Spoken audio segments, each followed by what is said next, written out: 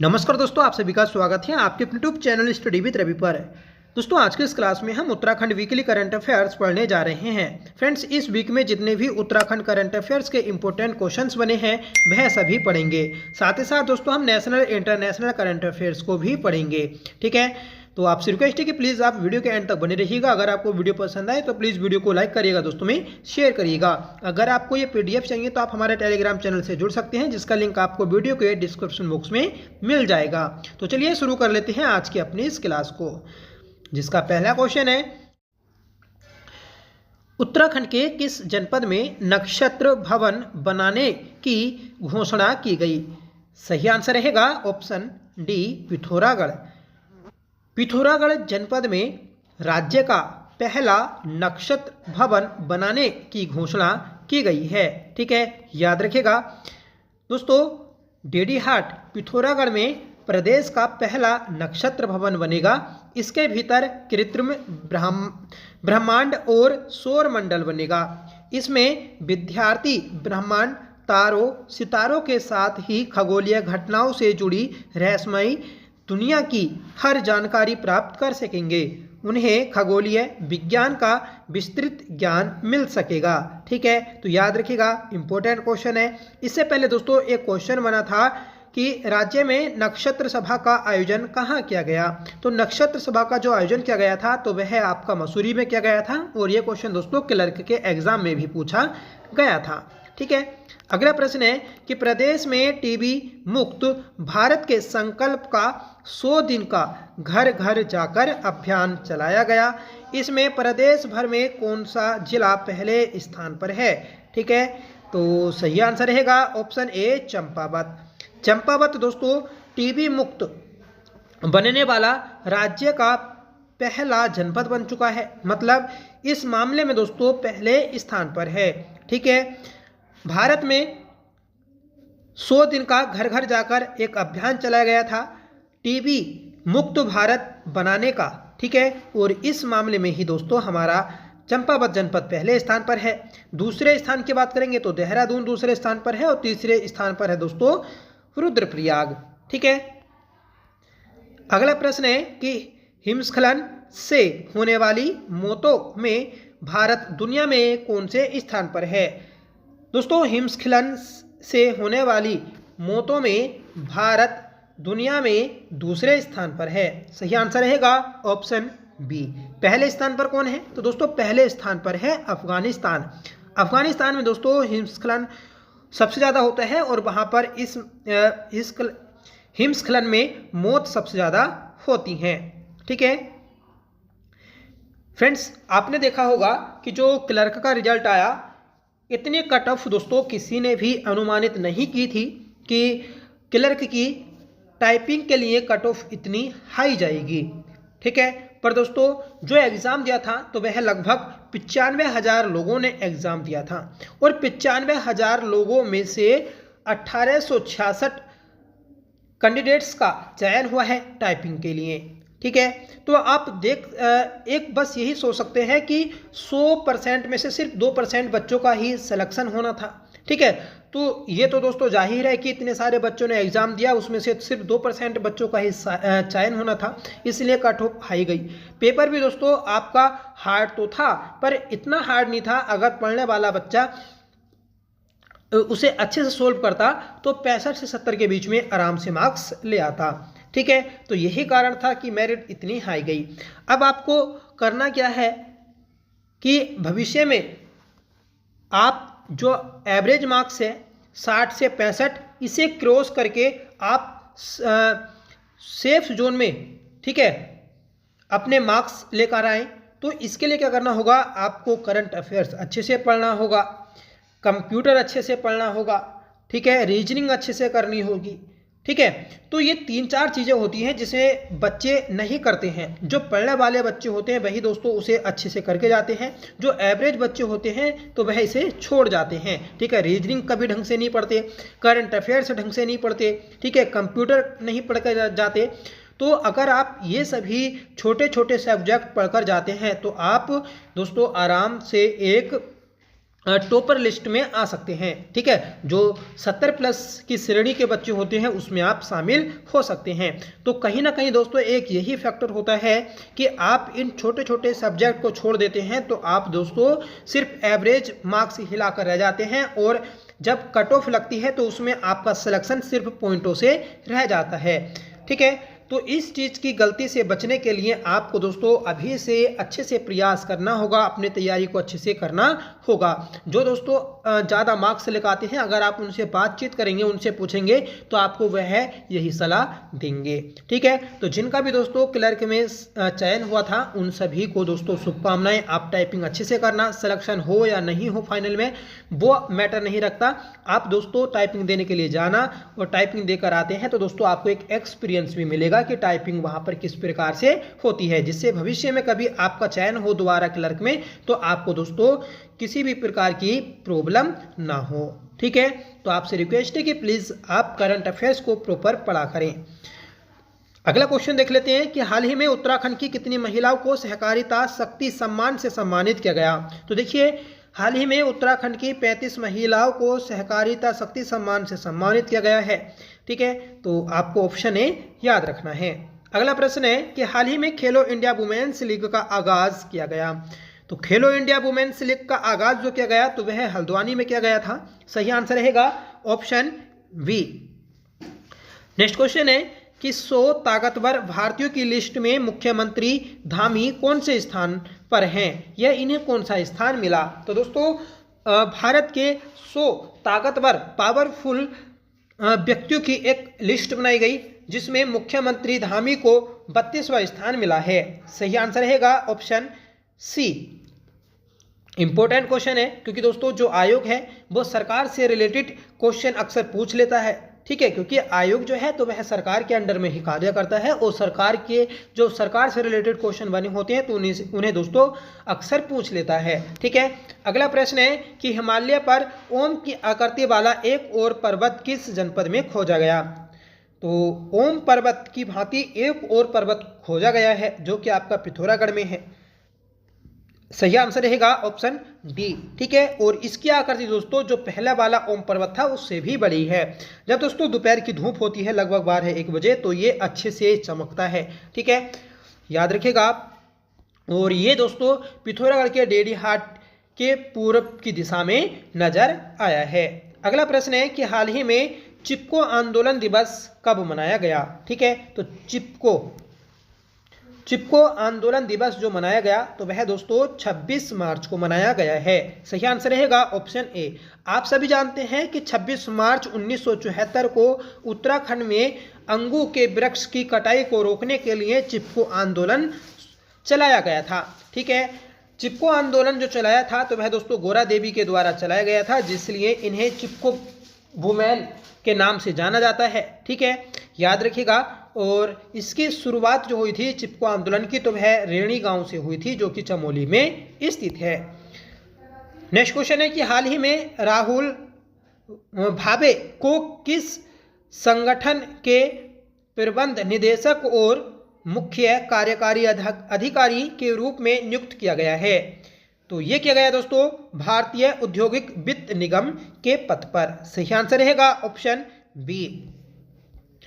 Next question है कि ग्रामीण विकास मंत्रालय ने भारत में ग्रामीण महिलाओं और युवाओं को सशक्त बनाने के लिए किसके साथ समझौता किया है। तो ये किया दोस्तों यूनिसेफ युवा। ठीक है, युवा। तो यूनिसेफ युवा के साथ समझौता किया है ग्रामीण विकास मंत्रालय ने ग्रामीण महिलाओं और युवाओं को सशक्त बनाने के लिए। अगला प्रश्न है कि वर्ल्ड थिएटर डे साल में कब मनाया जाता है। तो ये हर साल दोस्तों आपका 27 मार्च को मनाया जाता है। सही आंसर रहेगा ऑप्शन सी। ठीक है, अगला प्रश्न है कि ह्यूरन ग्लोबल रिच लिस्ट 2025 के अनुसार देश के सिर्फ 284 अरबपतियों की संपत्ति 2024 में बढ़कर जीडीपी का कितने प्रतिशत हो गया है या हो गई है। तो ये हुआ दोस्तों 33%। सही आंसर रहेगा ऑप्शन सी। मतलब दोस्तों भारत की जितनी भी जीडीपी है उस जीडीपी का 1/3 सिर्फ 284 व्यक्तियों के पास है। ठीक है, और यही कारण दोस्तों कि भारत में अधिकांश लोग अमीर हैं और अधिकांश लोग गरीब हैं। मतलब जो अमीर है तो वह दोस्तों बहुत ही अमीर है और जो गरीब है तो वह दोस्तों बहुत ही गरीब है। यही फैक्टर है कि भारत में दोस्तों अभी भी गरीबी बरकरार है। ठीक है, कुछ लोगों को दोस्तों अभी भी एक टाइम का खाना ढंग से नसीब नहीं हो पा रहा है। ठीक है, तो कहीं ना कहीं दोस्तों भारत में इस चीज़ को बदलना होगा। बस आप इस क्वेश्चन को याद रख लीजिएगा कि भारत के 284 व्यक्तियों के पास भारत की जीडीपी का 1/3 संपत्ति है। ठीक है, अगला प्रश्न है, कपड़ा और परिधान उद्योग भारत के सकल घरेलू उत्पाद में कितना प्रतिशत योगदान है? तो सही आंसर रहेगा ऑप्शन ए 2.3%। ठीक है, तो कपड़ा और परिधान उद्योग भारत के सकल घरेलू उत्पाद में 2.3% योगदान रखता है। नेक्स्ट क्वेश्चन है कि भारत के प्रधानमंत्री नरेंद्र मोदी ने द्विपक्षीय संबंधों को मजबूत करने किस देश के राजा फिलिप के साथ चर्चा की? तो ये की है बेल्जियम के। ठीक है, तो बेल्जियम के राजा हैं दोस्तों फिलिप, जिनके साथ द्विपक्षीय संबंधों को मजबूत करने के लिए नरेंद्र मोदी ने वार्ता की है। नेक्स्ट क्वेश्चन है कि हाल ही में कौन दुनिया की सबसे मूल्यवान स्टील कंपनी बन गई है? तो ये बनी है दोस्तों JSW स्टील लिमिटेड। ठीक है, तो यह विश्व की सबसे मूल्यवान स्टील कंपनी बन चुकी है। नेक्स्ट क्वेश्चन है और मोस्ट इंपोर्टेंट है कि प्रख्यात लेखक विनोद कुमार शुक्ल को सर्वोच्च साहित्यिक सम्मान 59वें ज्ञानपीठ पुरस्कार से सम्मानित किया गया। ये दोस्तों इन्हें किया गया है हिंदी के क्षेत्र में। ठीक है, आप सभी जानते हैं कि भारत में साहित्य के क्षेत्र में दिया जाने वाला सबसे बड़ा पुरस्कार है ज्ञानपीठ पुरस्कार। ठीक है, इस ज्ञानपीठ पुरस्कार को अभी तक 59 लोगों को दिया जा चुका है। ये दोस्तों भारतीय संविधान की 22 भाषा और प्लस अंग्रेजी में दिया जाता है। ठीक है, तो इस बार जो दिया गया ज्ञानपीठ पुरस्कार हिंदी के लिए दिया गया है और दिया किसे गया? विनोद कुमार शुक्ल को। ठीक है, अगला प्रश्न है कि हाल ही में नेटुम्बो नंदी नेदतवाहा ने किस देश की पहली महिला राष्ट्रपति के रूप में शपथ ली है?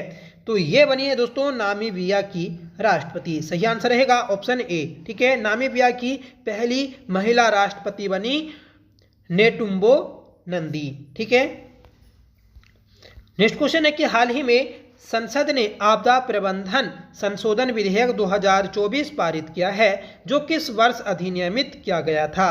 तो ये किया गया था 2005 में। ठीक है, तो 2005 में दोस्तों संसद ने आपदा प्रबंधन विधेयक 2025 को पारित किया है। अगला प्रश्न है कि केंद्र ने वित्तीय वर्ष 2025-26 के लिए मनरेगा के तहत मजदूरी में कितने प्रतिशत की बढ़ोतरी की है? तो ये की दोस्तों 2 से 7%। ठीक है, तो केंद्रीय सरकार ने वित्त वर्ष 2025-26 के लिए मनरेगा के तहत मजदूरी को 2 से 7% बढ़ा दिया है। अगला प्रश्न है कि हाल ही में किस राज्य को तपेदिक टीबी परीक्षण में अपने उत्कृष्ट प्रदर्शन के लिए मान्यता मिली है? तो ये मिली दोस्तों तेलंगाना को। तेलंगाना राज्य टीबी परीक्षण में उत्कृष्ट प्रदर्शन करने के मामले में दोस्तों भारत में पहले स्थान पर है और उसे दोस्तों उत्कृष्ट प्रदर्शन के लिए मान्यता दी गई है। अगला प्रश्न है कि हाल ही में किसने सहकार टैक्सी योजना शुरू करने की घोषणा की है? तो ये की दोस्तों गृह मंत्री अमित शाह ने सहकार टैक्सी योजना को शुरू किया है, क्योंकि दोस्तों ये गृह मंत्री के साथ साथ सहकारिता मंत्री भी हैं। ठीक है, आवास एवं शहरी कार्य मंत्री मनोहर लाल खट्टर हैं, सड़क परिवहन मंत्री नितिन गडकरी हैं। ठीक है, तो इन्हें भी आप याद रखिएगा।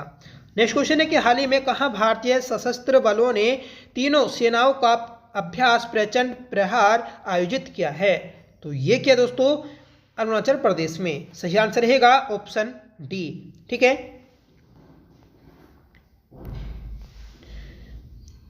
अगला प्रश्न है कि निम्नलिखित में से कहाँ प्रधानमंत्री नरेंद्र मोदी द्वारा पंबन ब्रिज का उद्घाटन किया जाएगा। तो पंबन ब्रिज का उद्घाटन जो किया जाएगा तो वह आपके रामेश्वर में किया जाएगा, जो कि तमिलनाडु में स्थित है। याद रखिएगा कि हाल ही में रामेश्वर में पंबन ब्रिज का उद्घाटन किया है प्रधानमंत्री नरेंद्र मोदी ने। अगला प्रश्न है कि हाल ही में कहाँ 7वें एक्ट ईस्ट बिजनेस शो का आयोजन हुआ है।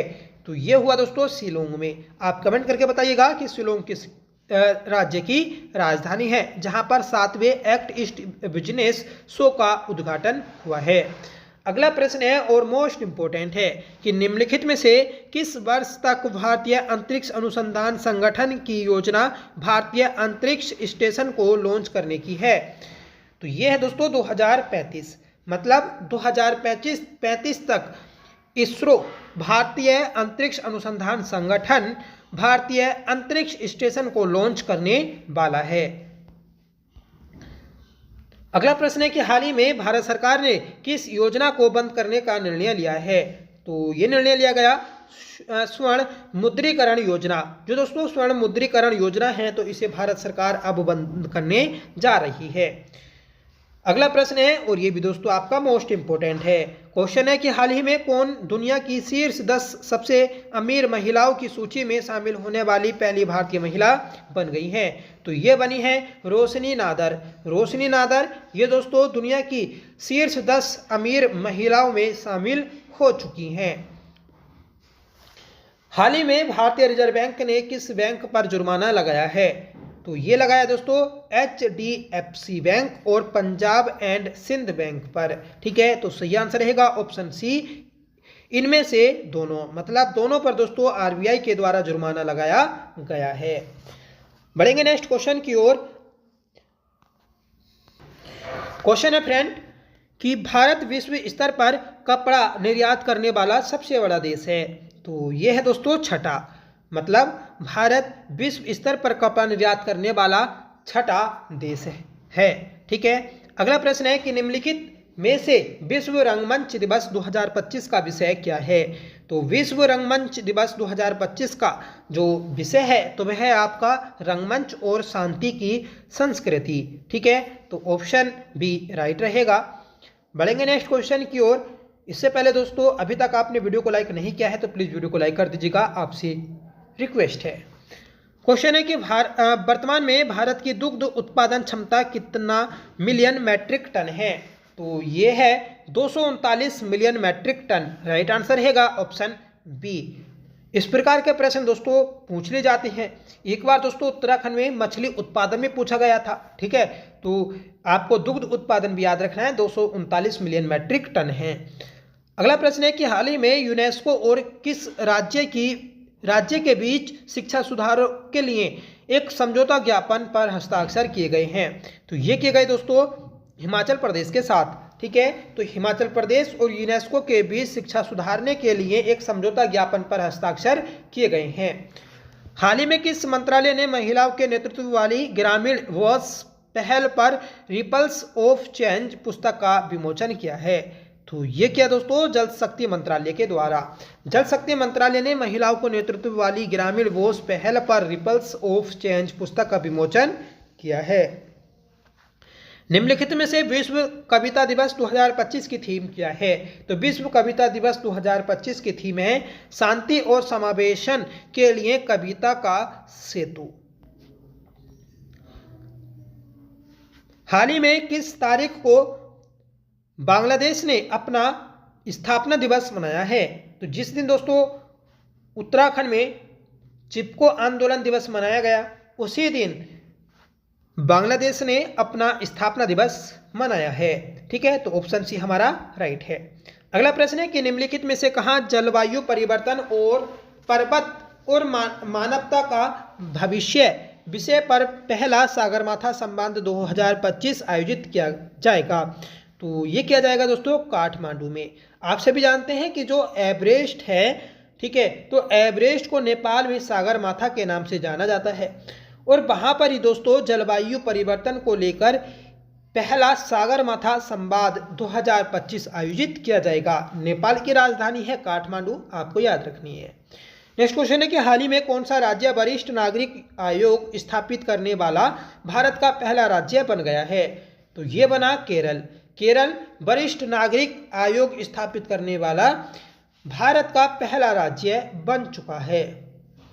अगला प्रश्न है कि हाल ही में सुप्रीम कोर्ट ने छात्रों की मानसिक स्वास्थ्य संबंधी चिंताओं को दूर करने के लिए किसका गठन किया है? तो ये गठन किया दोस्तों राष्ट्रीय टास्क फोर्स का। सही आंसर है ऑप्शन बी, राष्ट्रीय टास्क फोर्स का गठन किया गया दोस्तों मानसिक स्वास्थ्य संबंधी चिंताओं को दूर करने के लिए। क्योंकि दोस्तों जब भी बोर्ड के एग्जाम आते हैं, ठीक है, तो बच्चे स्ट्रेच में आ जाते हैं, ठीक है, उन्हें दोस्तों टेंशन होती है एग्जाम को लेकर, और काफ़ी बच्चे दोस्तों अपनी परफॉर्मेंस को लेकर सुसाइड भी कर लेते हैं, ठीक है। तो इसी को दूर करने के लिए एक राष्ट्रीय टास्क फोर्स को बनाया गया, ठीक है, और ये सुप्रीम कोर्ट के द्वारा बनाया गया है। अगला प्रश्न है कि हाल ही में किसने भारतीय नौसेना के लिए दूसरे युद्धपोत त्वस्य को लॉन्च किया है? तो ये किया गोवा शिपयार्ड लिमिटेड ने। सही आंसर रहेगा ऑप्शन डी। हाल ही में किस देश ने न्यू डेवलपमेंट बैंक एनडीबी में शामिल होने की घोषणा की है? तो मोस्ट इंपोर्टेंट क्वेश्चन है, आपको याद रखना है कि इंडोनेशिया देश ने दोस्तों न्यू डेवलपमेंट बैंक में शामिल होने की घोषणा की है, ठीक है। नेक्स्ट क्वेश्चन है कि निम्नलिखित में से कहां युगे युगिन भारत राष्ट्रीय संग्रहालय बनाया जाएगा? तो ये बनाया जाएगा नई दिल्ली में। नई दिल्ली में दोस्तों युगे युगिन भारत राष्ट्रीय संग्रहालय बनाया जाएगा। अगला प्रश्न है कि हाल ही में किस राज्य सरकार ने नागरिक सेवाओं के लिए एआई चैटबॉट सारथी लॉन्च किया है? तो ये लॉन्च किया हरियाणा राज्य ने। हरियाणा राज्य ने दोस्तों नागरिक सेवाओं के लिए एआई चैटबॉट सारथी को लॉन्च किया है, ठीक है। दोस्तों टेक्नोलॉजी बहुत आगे बढ़ चुकी है, ठीक है, और इसी दौर में भारत भी धीरे धीरे आगे बढ़ रहा है। नेक्स्ट क्वेश्चन है कि निम्नलिखित में से भारत और कौन सा देश प्रथम भारत अफ्रीका नौसैनिक अभ्यास एकेडमी की मेजबानी करेगा? तो ये करेगा तंजानिया में, ठीक है। सही आंसर रहेगा ऑप्शन बी,